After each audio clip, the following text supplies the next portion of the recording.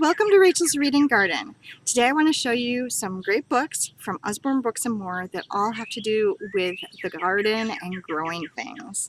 So the very first one for our little friends is That's Not My Bee. This is part of our That's Not My Touchy-Feely series. There's great textures on every page, really bright pictures with bold outlines that make the images pop, and just all those different great textures. There's also a little mouse who likes to hide on every page, so your preschoolers and toddlers will love to have to find him as well.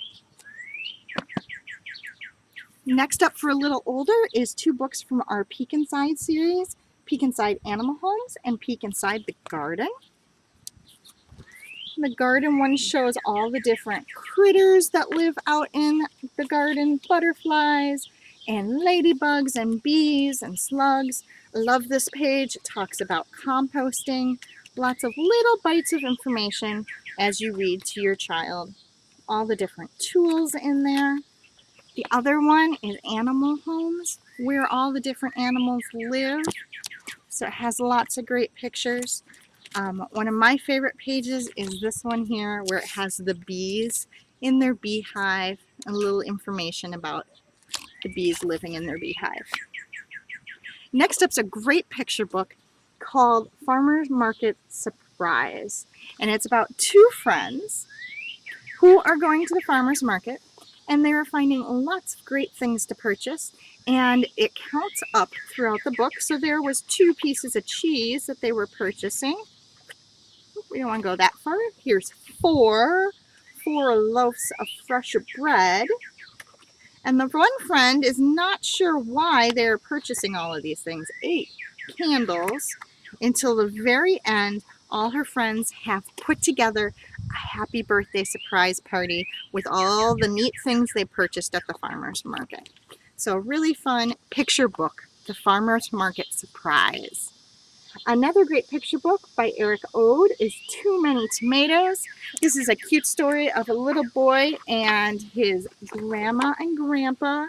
And grandma and grandpa are growing tomatoes. And it teaches them how they put the seeds in and they start growing them.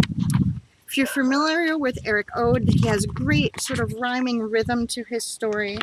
So the tomatoes grow, but of course there's way too many tomatoes. So they actually end up sharing the tomatoes with everyone. So it's also a really fun book talking about sharing as well. Too many tomatoes.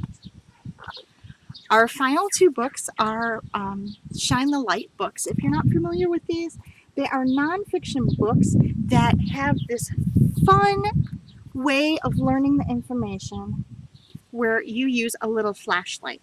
A phone works really well as well, but the way this works is it has the information on the one page, and then you take your little flashlight. I'll see if I can put it behind the picture here for you. You take your flashlight, and can you see the roots growing there? And there's a little worm over here. So on the back you can see whatever's in white is what's going to show through.